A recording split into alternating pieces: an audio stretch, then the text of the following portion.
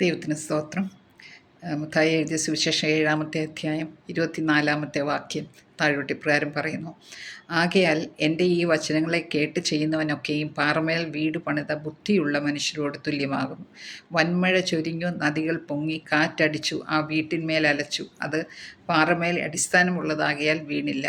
എൻ്റെ ഈ വചനങ്ങളെ കേട്ട് ചെയ്യാത്തവനൊക്കെയും മണലിന്മേൽ വീട് പണിത് മനുഷ്യരോട് തുല്യനാകുന്നു.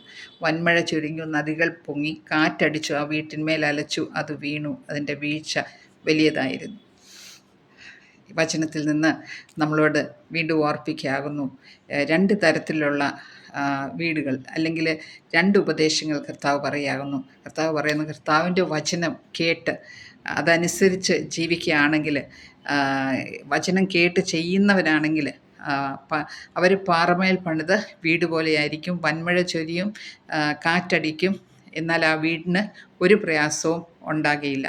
എന്നാൽ എൻ്റെ ഈ വചനങ്ങളെ കേട്ട് ചെയ്യാത്തവനൊക്കെയും അവർ കേൾക്കുന്നുണ്ട്, പക്ഷെ അനുസരിക്കുന്നില്ല.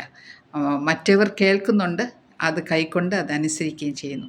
ഈ കേൾക്കാത്ത മനുഷ്യർ എന്തു പറ്റും? അവർ ഒക്കെ മണലിന്മേൽ വീട് പണിതതിന് തുല്യമാകുന്നു. ഒക്കെ മണൽമേൽ പണിത് മനുഷ്യനോട് തുല്യനാകുന്നു. എന്ത് സംഭവിക്കും? വൻമഴ ചൊരിഞ്ഞു, നദികൾ പൊങ്ങി, കാറ്റടിച്ചു, ആ വീട്ടിന്മേൽ അലച്ചു. അത് വീണു, അതിൻ്റെ വീഴ്ച വലിയതായിരുന്നു. അതുകൊണ്ട് നമ്മൾ വചനം കേൾക്കുന്നവരാകുന്നു, പറയുന്നവരാകുന്നു, ഡിസ്കസ് ചെയ്യുന്നവരാകുന്നു, വായിക്കുന്നവരാകുന്നു.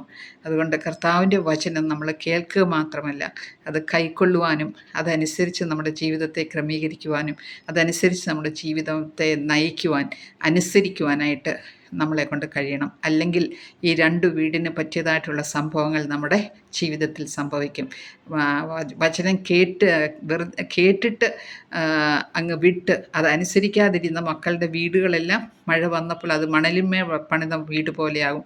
അത് കാറ്റടിച്ച് വൻമഴ പെയ്തപ്പോഴത്തേനും അതെല്ലാം നശിച്ചുപോയി, നാശത്തിലായിപ്പോയി. എന്നാൽ വചനം കേട്ട് മനുഷ്യർ അതനുസരിച്ച് ജീവിക്കുന്ന മക്കൾക്ക് എത്ര കാറ്റും മഴയും വന്നു കഴിഞ്ഞാലും അവരുടെ ജീവിതത്തിൽ അവർക്ക് ഒന്നും സംഭവിക്കത്തില്ല. അതുകൊണ്ട് നമ്മൾ വചനം കേൾക്കുന്നവർ മാത്രമല്ല, വചനം അനുസരിക്കുന്നവരും അത് ഏറ്റെടുക്കുന്നവരും ആകാൻ ദൈവം സഹായിക്കട്ടെ. Praise the Lord.